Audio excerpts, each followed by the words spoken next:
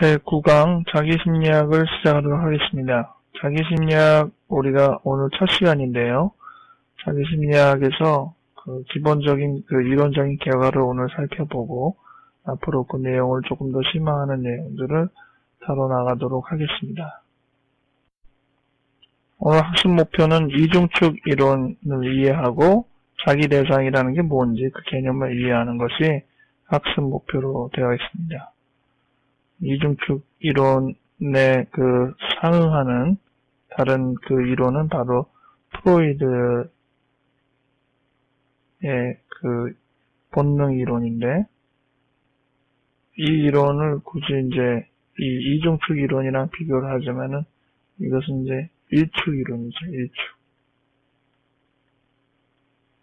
축이 하나예요. 근데 여기서는 이중축, 더블 엑시스. 축이 두 개입니다. 무슨 축이 두 개냐? 이 내용을 우리가 다루고, 그리고 자기 대상이라는 용어가 하나의 개념입니다. 바로 이 자기 심리학을 주장한 코웃이 만들어낸 하나의 새로운 용어예요. 근데 흔히 우리가 자기라는 용어는 우리가 들어본 적이 있죠. 셀프라는 용어. 그리고 대상이라는 용어도 들어본 적이 있습니다. 오브젝트. 근데 지금 적혀있는 이 셀프 오브젝트라는 용어는 자기도 아니고요.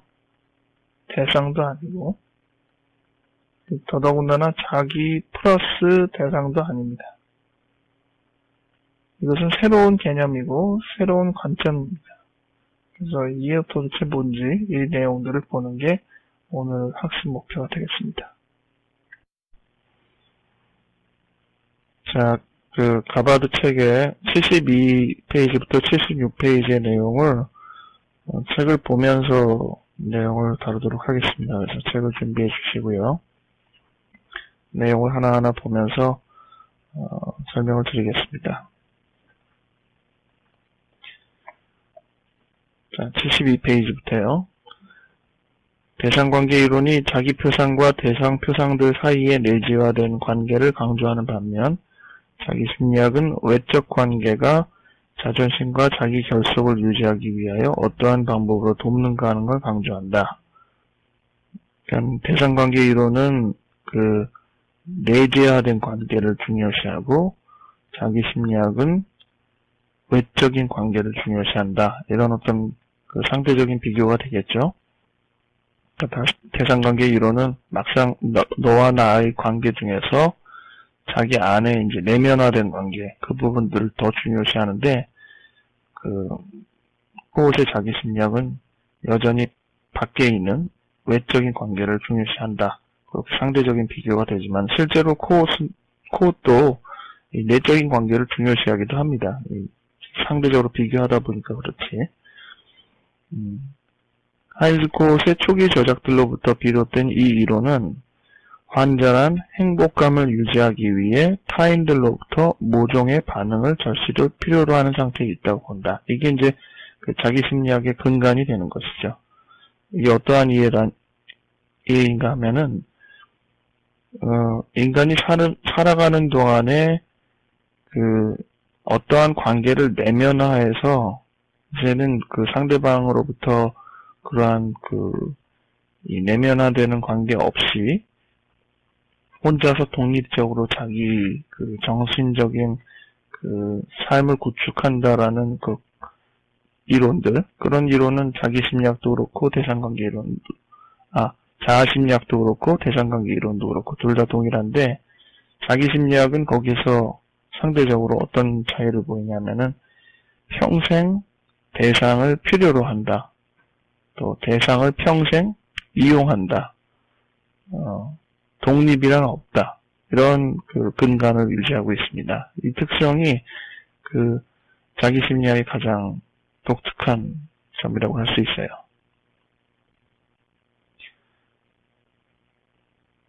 자기 심리학은 코웃이 정신분석으로 환자를 치료하던 중에 자기성 혼란 상태에 있는 외래 환자의 연구를 통해 얻어낸 것입니다.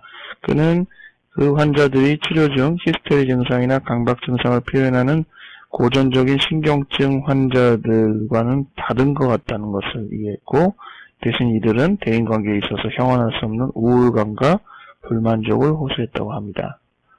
예. 판서를 잠깐 좀 그러면 해보면은요, 그 전까지의 이 프로이드가 인간 이해를 설명했던 많은 그 이해의 대상은 바로 신경증 환자죠. 그리고 이전에 문제들을 갖고 있는 환자들은 프로이드 입장에서는 분석을 못한다, 이렇게 봤습니다. 여기는 분석이 가능하지만은 그 밑에 있는 계열은 다 분석이 불가능하다, 이렇게 봤어요. 그리고 이쪽 계열을 흔히 얘기하는 정신증 계열로 봤죠. 근데 이제 코웃이 그 정신증 계열보다는 조금 더 다른 그 새로운 어떤 영역들을 발견하게 된 것입니다. 새로운 영역. 물론 코웃도 자기 입장에서 볼 때 여전히 정신증적이고 분석이 불가능한 요소들을 인정하는 바 있고, 또 프로이드가 말하는 바 신경증적이고 분석이 가능한 영역이 있다는 것들도 인정을 했어요. 하지만 코웃은 이제 분석이 가능하면서 동시에 프로이드적인 신경증과는 다른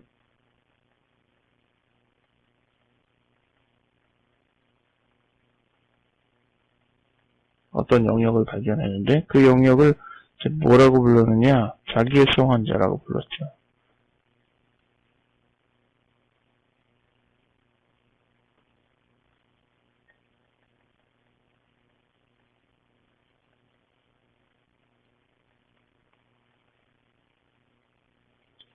프로이드가 봤던 이 신경증 환자들은 이 교과서에 나와 있는 설명으로 말하자면은 히스테리나 강박증, 이런 것들을 증상으로 주로 보였죠. 히스테리, 강박증. 이제 반면 그 코웃이 말하고 있는 이 자기성 환자들의 영역에 있는 사람들은 그 대인관계에서 우울감, 또 불만족,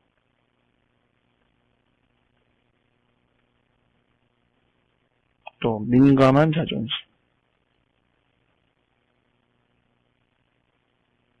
이런 것들을 보였어요. 이들은 병의 원인이나 치료를 설명하는 데 있어서 자아심리학적 구조모형으로는 적당치가 않았다라고 봤습니다. 이 자아심리학적인 그 분석 이론으로는 적당한 부분이 바로 이 신경증이란 말이에요. 그래서 이 신경증 부분은 그 프로이드의 설명이 잘 들어맞고 자아심리학적 이론도 잘 적용이 되는데, 코웃이 말하는 바 이 영역들의 그 환자들은 자아심리학적 설명과는 좀 다르다. 그래서 이제 자기심리학이 태동하게 됐다는 것이죠. 근데 오늘 이제 다루는 부분에서 특별히 이제 이 전이가 달라요. 프로이드가 언급했던 전이가 있고, 또 코웃이 언급한 전이가 있습니다. 그것은 이 프로이드의 이 신경증 환자들은 이 구조적 모델의 설명이 잘 맞는다고 한 반면, 코웃의 이 모델은 바로 자기 나름대로의 자기심리학적 모델이 필요했다, 이겁니다.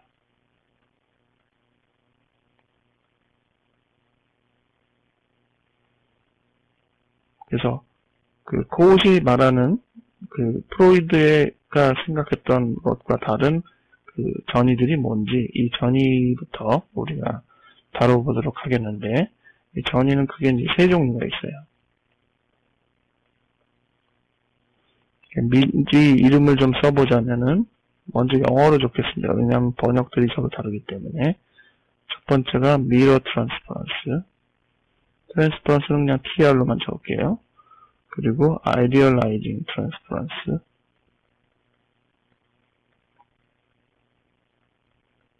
마지막이 트윈스 트랜스퍼런스.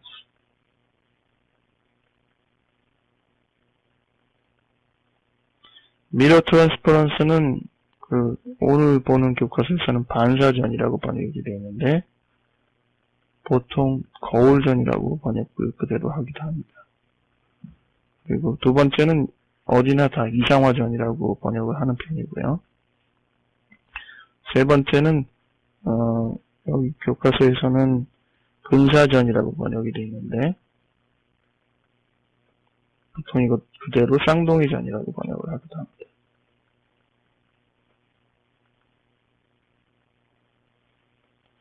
쌍둥이. 자, 이 세 가지의 전이가 프로이드가 얘기했던 그 대상에서 보였던 전이와는 사뭇 다른 색깔의 전이들이다 라는 겁니다.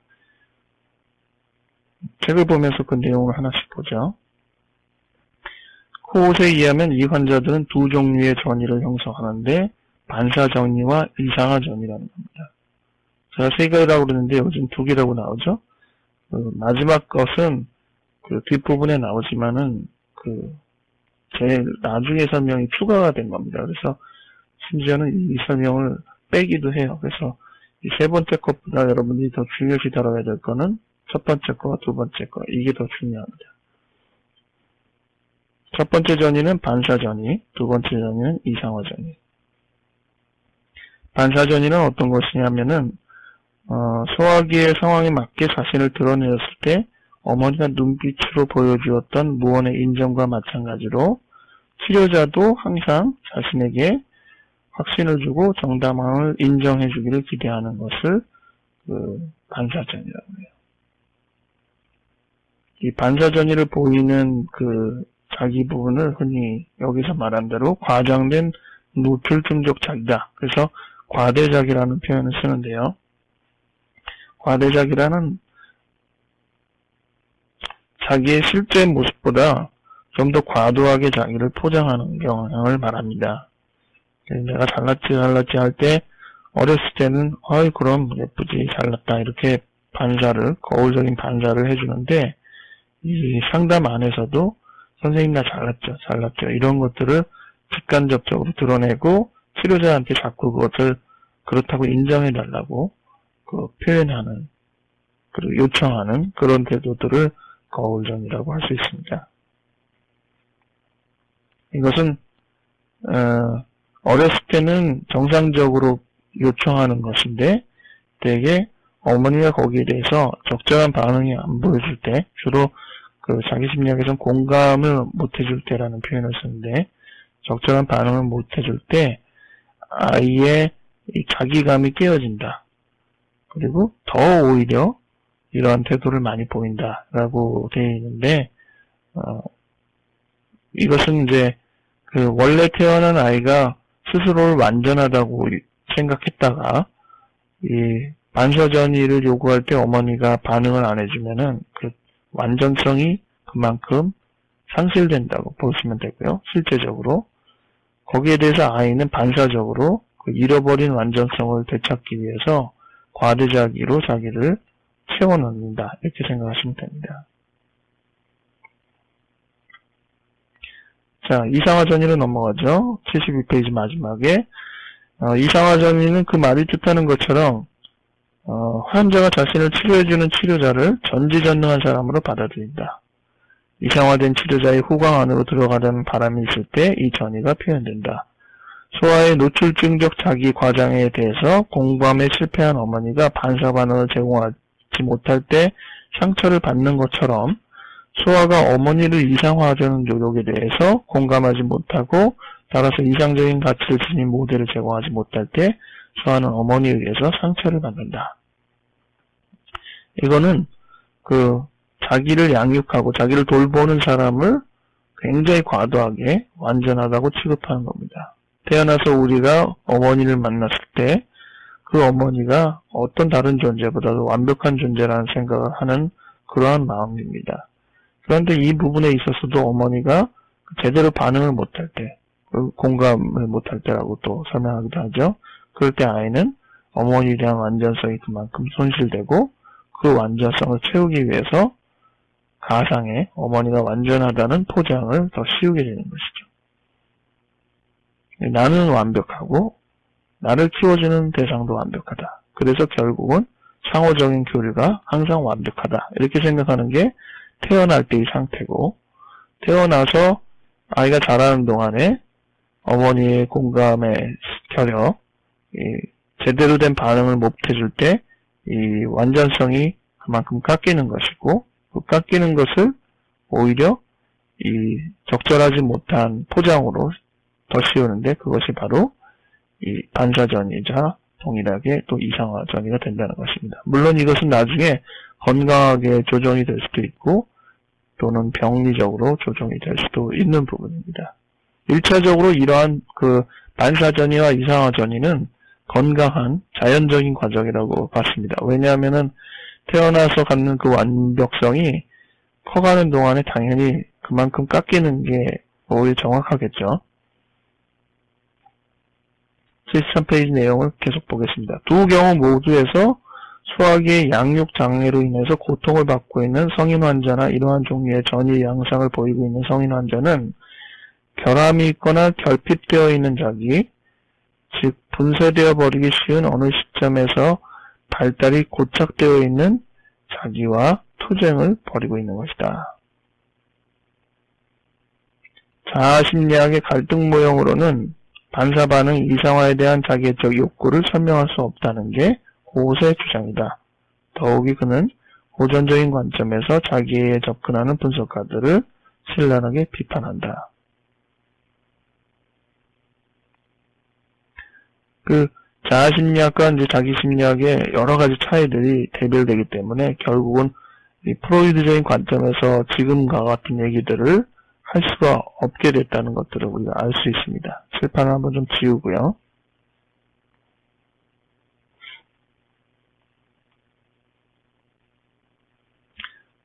그림을 하나 다시 그려보죠. 태어나면서 아이가 내가 있고 대상, 주로 자기를 키워준 어머니가 있는데 그 모든 대상이 다 100점이라고 취급하는 겁니다. 완벽하다고 평가는 하는데 이 교류 관계에서 정상적으로 아이는 그 대상과의 교류에서 일종의 완벽성을 상실하는 경험, 즉 대상이 충분히 거기에 부응하지 못하는 그런 반응들을 봅니다. 그래서 뭐 자기도 70점이 되고 대상도 70점이 된다고 칩시다. 그럼 이 나머지 30점 부분을 그냥 버리게 되느냐? 이 환상 안에서 이 부분들을 오히려 채워나가는데 나를 채우는 부분이 바로 과대자기가 되는 것이고, 현실적이지 않죠. 현실은 70인데 나머지 30을 과대적으로 포장하고, 또 대상도 70점을 다시 100점으로 끌어오기 위해서 이상화 부호상을 이제 끄집어냅니다.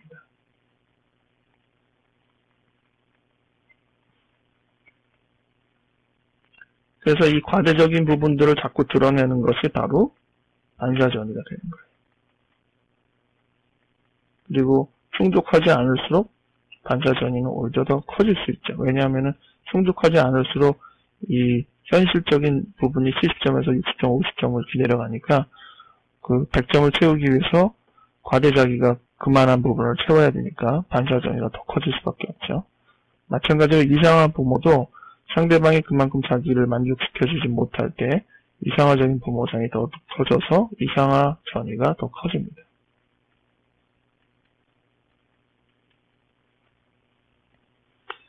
그래서 이 전체적으로 볼 때 내 과대자기를 통한 반사정의는 비유적으로 보면은 나 잘났다 이런 면이라고 생각할 수 있어요. 나는 완벽하다 이런 면이고, 대상은 너 잘났다 이렇게, 너는 완벽하다. 그리고 왜 나만 이렇게 과대적인 부분을 하지 않고 상대방까지 이상화하느냐? 그것은 나를 키워주는 사람이기 때문에 당연히 같은 레벨에 두어야지 자기가 상호 교류할 때 자기가 또 품위가 손상이 되지 않죠. 그래서 이 두 가지 측면이 항상 이렇게 같이 간다는 겁니다. 근데 이러한 설명들이 기존에 있는 그 설명들과 그러니까 프로이드적인 개념이죠. 이러한 지금까지 설명들이 이제 코옷의 이 자기심리학적 개념인데, 자기심리학. 근데 이러한 개념들이 이 프로이드 개념과 일치하지 않기 때문에 이제 나름대로 독창적인 이론을 주장한다는 것이죠. 첫 번째 서로 다른 점은 바로 이겁니다. 그러니까 자기 심리학은 이중축 이론을 주장하는 반면 또 프로이드는 단일축 이론을 주장하고 있다. 이게 달라요.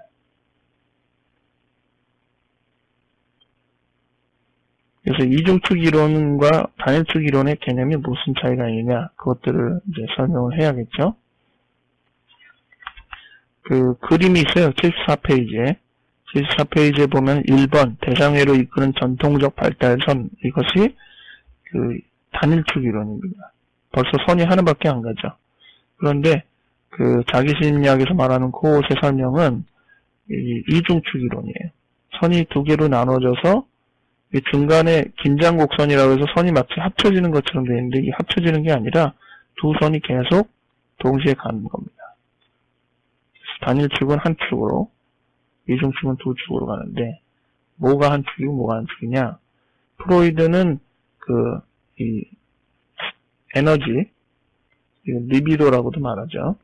이 리비도가 하나밖에 없기 때문에 이게 나한테 향하든지 아니면 대상한테 향하든지 둘 중에 하나라는 겁니다. 그래서 되게 프로이드의 이해에 의하면은 인간은 처음에 태어날 때는 그 에너지가 자기에게로 향하여 있다가 성장하는 과정 속에 대상으로 바뀌었다가 여러 이유로 인해서 다시 대상으로부터 상실돼서 자기로 되돌아오는, 그리고 되돌아온 자기를 다시 대상으로 되보내는 이러한 과정들을 반복한다고 설명을 했습니다. 그러니까 두 쪽에 다 에너지를 쏟을 수 없어요. 왜냐하면 단일축적인 설명이기 때문에.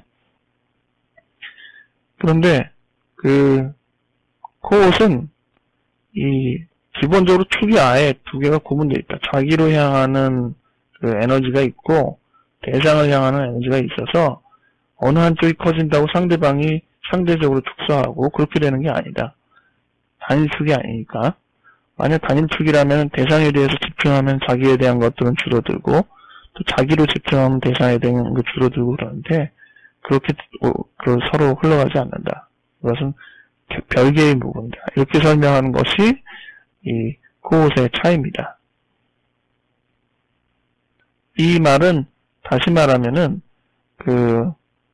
아무리 대상을 사랑한다고 해도, 아무리 자기가 타인에 대한 이타적인 관심을 가져도 자기중심적인 생각 내지는 자기애적인 생각들이 또 중요하게 작용을 계속한다는 것이죠. 그래서 이 말은 조금 더 달리 표현하면은 인간은 평생 타인을 의존하거나 타인을 이용하면서 사는 존재다라는 겁니다. 절대로 독립적으로 자기를 구성할 수 없고 평생 동안 외부적인 존재를 활용하거나 의존하면서 살아가는 존재다라는 설명을 하고 있어요.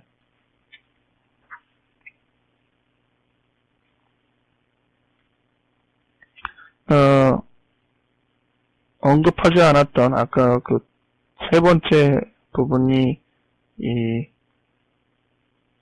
73페이지 마지막에 있는데 그 부분 마저 설명하고 넘어가겠네요. 칠판 잠깐 지우고요.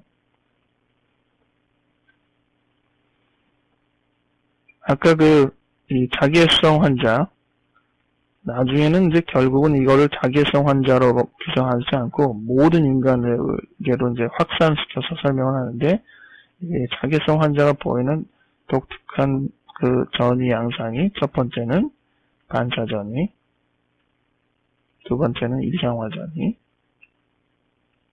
세 번째는 근사전이가 있다고 얘기를 했습니다. 이거는 거울전이나 요거는 쌍둥이전이라고 번역하기도 한다고 그랬죠. 쌍둥이전. 근데 이러한 전이를 나중에 다루겠지만 이거를 이제 자기애적 전이라고도 말하고 또는 자기대상전이라고도 말해요. 자기대상에 대한 설명은 조금 이따 다시 하겠습니다. 근데 이 세 번째 근사전에 대해서 봅시다. 73페이지 마지막 문단.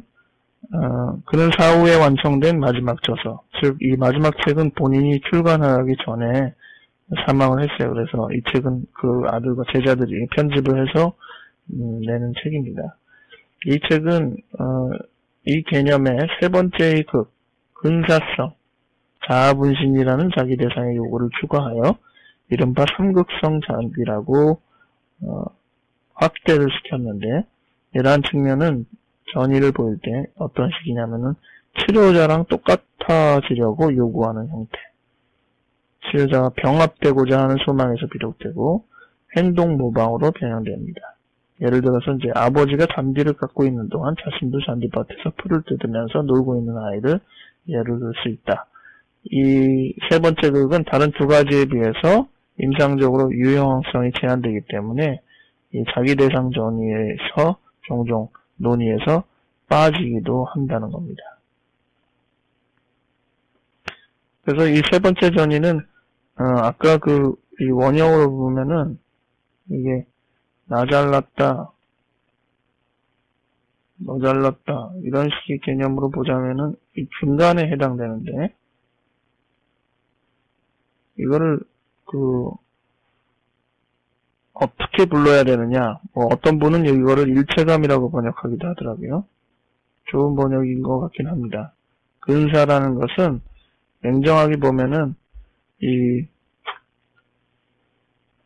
그런데 그 근사전이의 많은 그 임상적인 현상들은 보면은 이 너와 나가 분명한 상태에서 일체감을 느끼기보다는 이 경계가 상당히 흐려지는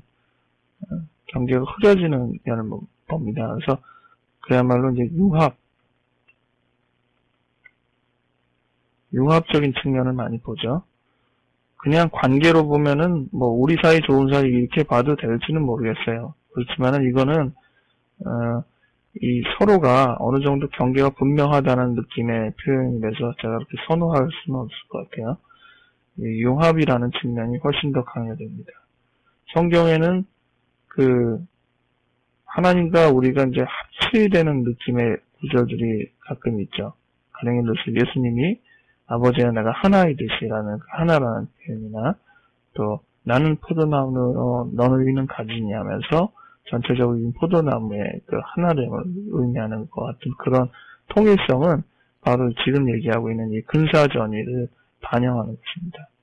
그래서 반사전의와 이상화전의는 좀 더 나라 너라는 경계가 더 분명한 반면, 근사전의는 이 두 사람의 경계가 흐려지면서 서로 간의 그 교류가 훨씬 더 증폭되는 방식들을 의미하고 있습니다. 다시 교과서로 돌아갑시다. 14페이지에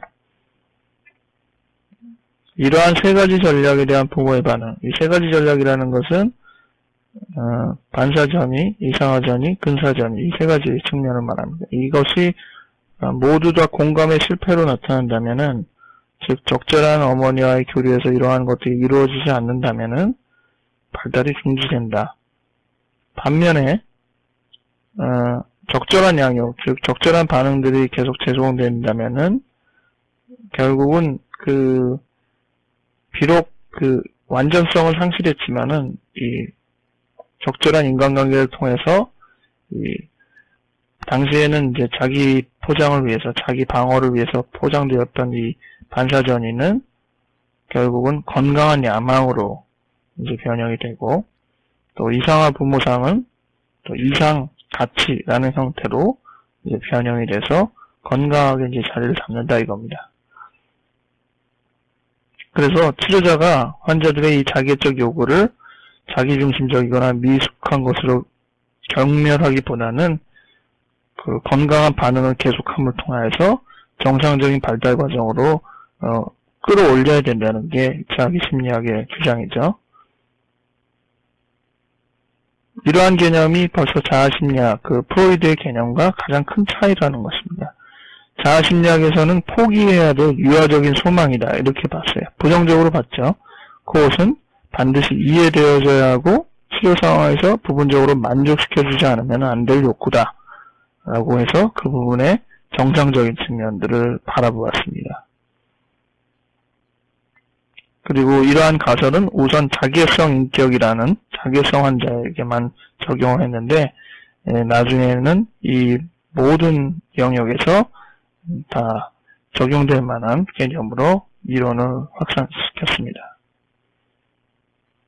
그 다음에 이제 설명해 드려야 될 것이 이 자기 대상이라는 개념이죠.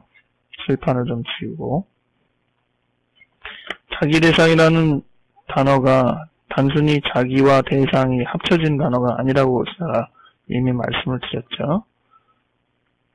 self object. 75페이지에 있는 대로 이 용어는 다른 사람을 반사하고 이상화하고 근사성을 갖기를 요구하는, 이미 지금 세계한 세 가지의 그 요구에 대한 자기 그 요구에 반응하고 그러한 역할을 실행하는 다른 사람을 통칭한다. 이런 개념으로 보자면 마치 자기 대상이 대상인 것 같죠, 대상. 자기에게 있어서, 거울전이, 이상화전이, 근사전이를 다 만족시켜줄 만한 대상. 그게 뭐냐, 자기 대상이다. 이렇게 볼 수 있을 것 같은 느낌이 듭니다. 하지만은 다 대상은 아니에요. 왜냐하면 그 밑에 계속 보면은 나옵니다. 자기의 성장과 발달이라는 관점에서 보자면은 타인이란 독립된 사람이 아니고 자기 이런 욕구를 충족시켜주기 위한 대상이다. 그러니까 진정한 대상이 아니고 여기서 말하는 대상은 자기의 발전, 자기의 이 세 가지 욕구를 만족시켜주는 입장에서만 바라보게 되는 왜곡된 대상이죠. 따라서 어떤 의미로 자기 대상이란 사람 자체가 아니고 오히려 감싸주고 확인을 시켜주는 하나의 기능으로 보아야 할지 모르겠다. 벌써 처음엔 대상이라고 얘기했으면서 이제는 그 대상에 대한 개념이 좀 흐려지기 시작합니다. 코웃에 의하면 성장해가면서 자기 대상에 대한 요구가 없어지는 게 아니라 평생을 지속해서 신체적 생존을 위해 산소를 필요로 하듯이 우리의 정서적 생존을 위해 우리 주위에서 자기 대상을 필요로 한다 라고 했습니다. 그래서 이러한 설명은 흔히 심리학적 산소다 이런 표현을 써요. 자기 대상은 산소와 비슷하게 늘 우리 주변에 있어서 나의 생존을 돕는 것이다. 대상이라고 어떤 특정한 그 양육자의 개념을 잡기보다는 자기를 둘러싸고 있는 자기가 성장하기 위해서, 자기가 발달하기 위해서 필요로 하는 취해야 하는 요소로 보는 거죠. 그래서 이런 것을 산소라고 보기도 하고, 또는 이제 자양분, 배양분이라고 보기도 하고요. 저는 이런 것은 이제 경계라는 의미로도 보기도 합니다. 왜냐하면 이것은 나라고 하기도 못하고, 또 우리가 흔히 언급하고 있는 대상이라고 언급하기도 못하고, 중간적인 어떤 요소를 담고 있기 때문에 경계라고 보통 말하는 편입니다. 이 자기 대상이 갖는 의미는 지금까지 언급했던 자기애적 전이가 갖는 것과 동일하게 평생 동안 갖고 있고 독립이라는 것은 없다라는 것을 강조하는 측면에서도 중요합니다. 책의 내용을 계속 보면은 코웃의 이론이 의미하고 있는 또 한 가지는 독립이라는 것이 하나의 신화에 불과하다. 정신내적 독립을 근거로 하는 다른 이론들과 크게 차이를 보이는데, 말하자면 자기 심리학에서는 자기와 자기 대상의 독립은 불가능하다. 우리는 모두 자신의 자신심을 유지하기 위해서 평생을 통해 다른 사람들로부터 인정을 받고 공감을 받고 싶어 한다. 성숙과 성장이란 원시적인 자기 대상에서 좀 더 성숙하고 적절한 자기 대상을 사용할 수 있는 능력을 향해서 유행하는 것이다. 임상에서 치료의 목표는 약화된 자아를 강하게 만들어서 그렇게 해서 자기는 자기 결속을 상실하지 않고 덜 적당한 자기 대상 경험들까지 잘 인내할 수 있게 되는 것이다 라고 말을 하고 있는데, 그만큼 우리는 외부적인 존재를 처음에는 의존하다가 이제 독립할 정도가 되는 그런 관계가 아니라 평생 의존하고 또 이용하고 하는 관계로 살아간다라고 정의를 하는 겁니다. 그래서 이 자기 대상이라는 의미는 그런 의미를 바로 담고 있는 거죠. 평생 특정 대상들을 계속적으로 달고 살아야 된다는 것. 어느 정도 기간이 지나면은 내재화돼서 독립할 수 있고 이런 단계가 아니라는 것입니다. 그 다음 부분은 이 자기라는 개념이 그만큼 코웃의 입장에서도 정의하기가 쉽지 않은 부분이었다는 것들을 쭉 설명을 하고 있어요. 기회되시는 대로 읽어보시고, 그리고 76페이지에 보시면은 코웃은 또 웨디푸스 컴플렉스의 중요성들을 2차적인 거다라고 봤습니다. 이 리비도, 어그레션 이런 것을 포함한 웨디푸스적 갈등이 단지 이 발달 초기의 자기 대상 관계의 실패에 기행하는 것이다. 어머니가 원하는 자기 대상을 어머니가 충족시켜주면 아이는 증상을 보이지 않고 웨디푸스 갈등에서 벗어나는데, 자기 심리학에 의하자면은 이 기본적인 불안은 붕괴 불안이다. 이는 자기 대상이 충분한 반응으로 불충분하게 반응하여서 자기가 분쇄되어 버려 결국 심리적인 사망이라는 비인간적인 상태에 빠질 것이라는 두려움을 의미한다는 겁니다. 자기 심리학자의 관점에서 보면 그런 의미에서 이제 대부분의 증상, 약물감염, 성적 분란, 성도착, 자해, 폭식 이런 등이 거세공포 문제가 아니라 허약하고 건강하지 못한 자기에 대해서 내적인 결속과 조화를 유지하고 회복하려는 절박한 시도다. 이러한 자아 분쇄는 가벼운 걱정이나 불안으로부터 한 사람이 완전히 파멸해 버린다는 지각조차도 할 수 없는 중증 공황에 이르는 연속성을 타고 일어난다. 라고. 즉, 자기 분쇄, 이런 표현이 있는데, 이 자기 분쇄라는 표현은 우리가 지금까지 언급한 그림으로 말하자면은 전체적인 자기가 완전성을 잃어버리는 그 상태들, 결국 이것들을 심하게 잃어버리면 이제 조각조각 자기가 이제 갈라진다라는 그런 의미로 설명을 하기 때문에 자기 분쇄라는 표현을 쓰기도 합니다. 그래서 자기가 나눠진다. 완벽성을 잃어버리고 산산이 나누어진다. 그래서 그 나눠지지 않기 위해서 이 과대한 자기나 상대방의 과대한 이상화나 또 근사적인 특성이나 이런 것들을 반영하면서 겨우겨우 자기를 이제 유지하는 그 특성을 보인다는 것이죠. 이러한 개념은 이른바 자아심리학, 이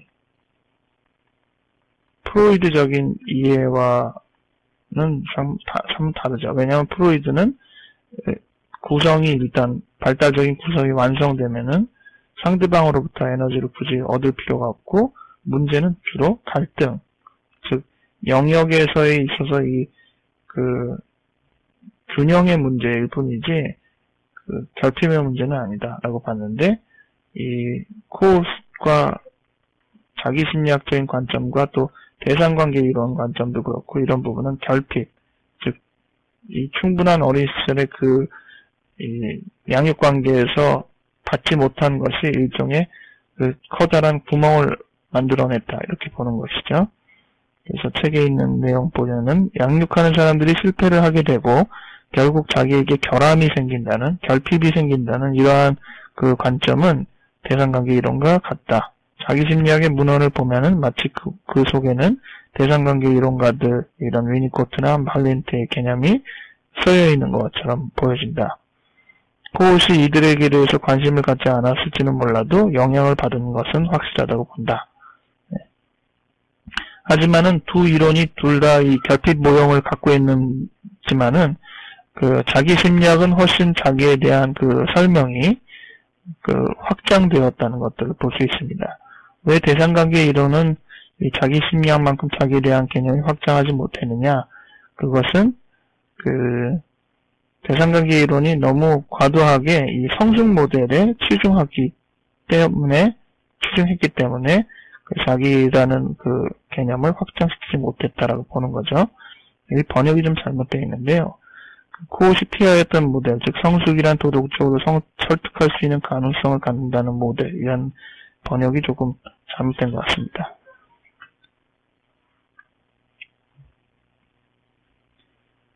이 대상관계 이론은 이 성숙 모델, 보통 이제 메이트레이션 모델이라고 부르는데, 이 모델은 어떤 개념을 갖고 있냐면은 이 모랄라이징 포텐셜을 설명했다.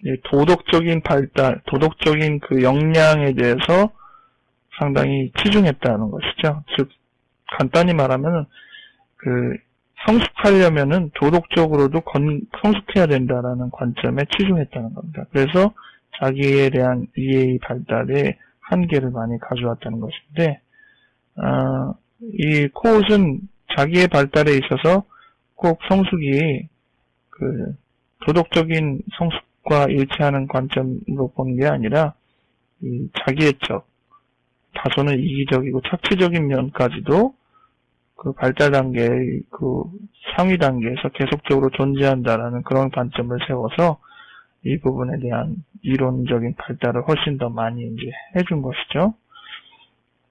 코웃은 이러한 정신장애 발병 원인에 있어서 자존심, 셀프 이스템 부분을 상당히 중요시하게 하고 이 개념을 분석적으로 설명하는데 많은 이제 공헌을 한 셈이 되었습니다.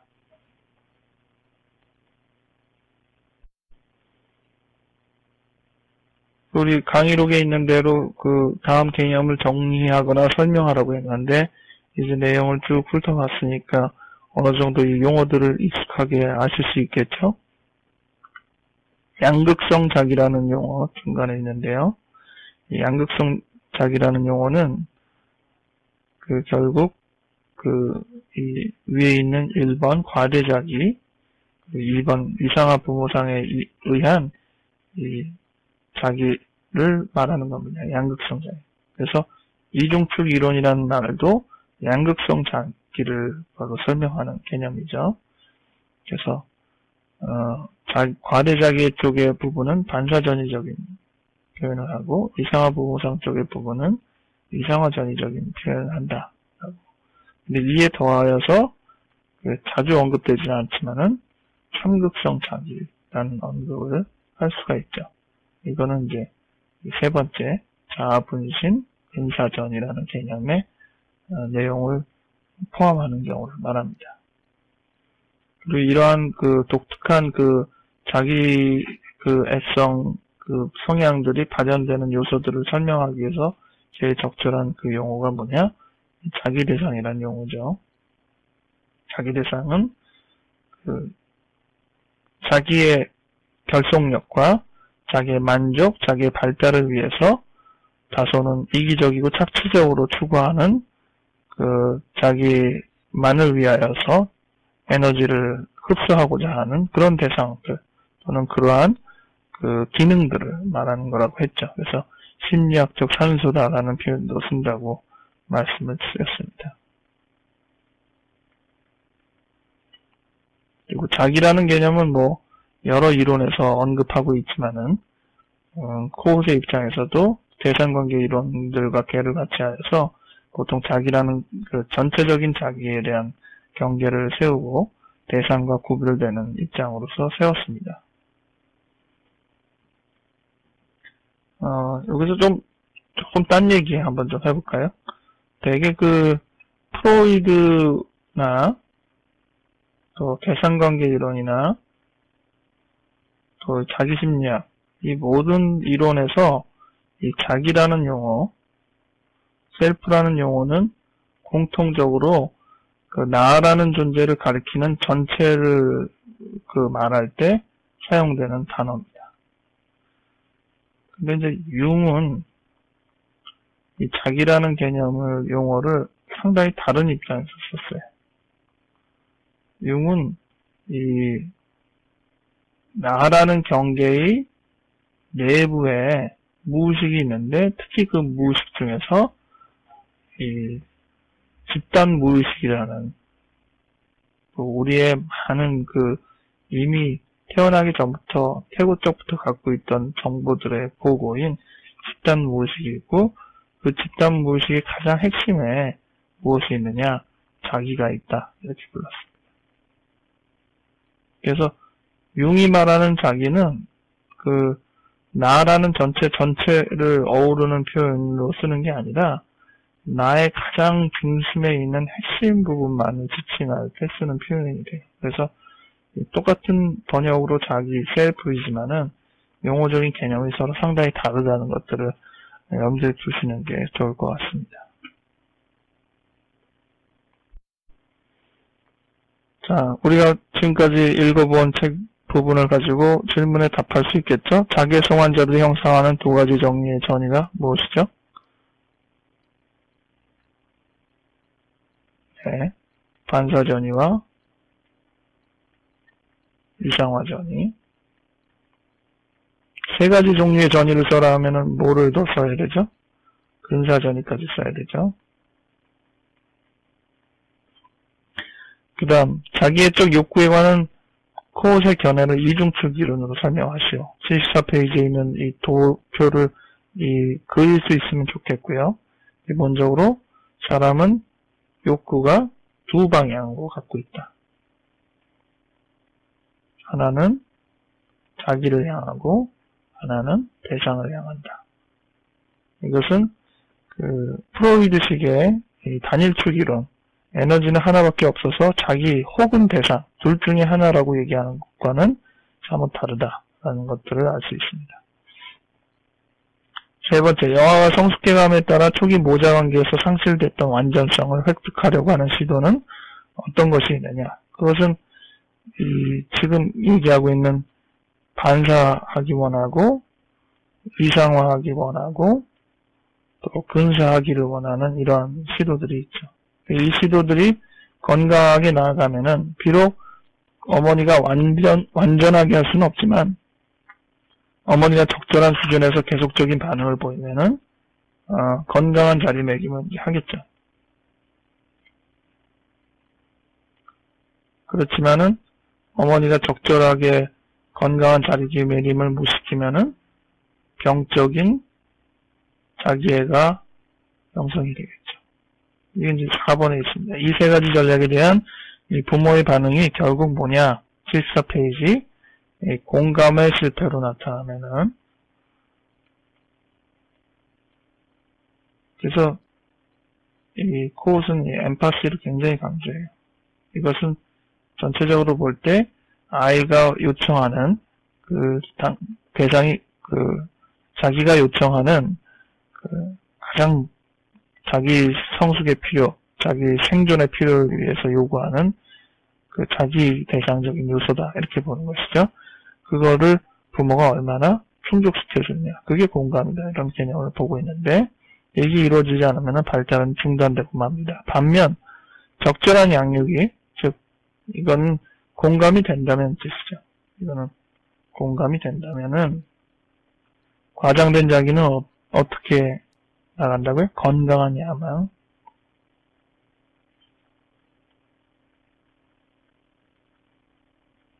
그리고 이상화된 부모상은 이상, 가치. 이런 형태로 내재화되기 시작할 것이다. 여기까지 우리가 자아심리학의 기본적인 개괄을 살펴보는 내용이었습니다. 여러분들이 내용을 숙지하실 때 자기 대상이 어떤 개념인지, 그리고 처음에 태어나서 자기를 100점이라고, 완전하다고 보고, 또 대상을 100점이라고 보는 그 완전성이 어떻게 해서 손실이 되는지, 상실이 되는지, 그리고 그것들을 다시 채우기 위해서 어떠한 노력들을 기울이는지, 크게는 2개, 아니 크게는 3개, 보통은 한 2개 정도로 언급하는 그 부분이 뭔지. 그리고 이것이 초기에는 코드의 입장에서는 자기애성, 인격 성향의 어떤 대상들을 지칭해서 설명했지만 나중에는 이게 모든 사람에게 다 있는 것이다라고 이론적인 확산을 했다는 사실, 이런 부분들을 기억하고 이 자기 심리학적인 개념을 보는 게 좋겠습니다. 이론은 이렇게 복잡하지만은 개념적으로 볼 때 자기 심리학이 갖고 있는 가장 독특성은 인간은 평생 타인을 의지하고 의존하면서 살고 또 평생 자기 이기적인 마음, 그걸 버릴 수 없다라는 겁니다. 보통 이제 대상관계 이론이나 자아심리학에서 말하는 어느 정도 시기가 지나면은 독립하는 그런 단계는 평생 오지 않는다. 늘 인간은 외적인 존재들을 활용하고 이용하고 심지어 착취하는 가운데서 살아가는 존재다라고 인간 이해를 잡은 것이 이 자기심리학의 독특한 부분이라고 할 수 있겠습니다. 네, 오늘 여기까지 하겠습니다. 수고하셨습니다.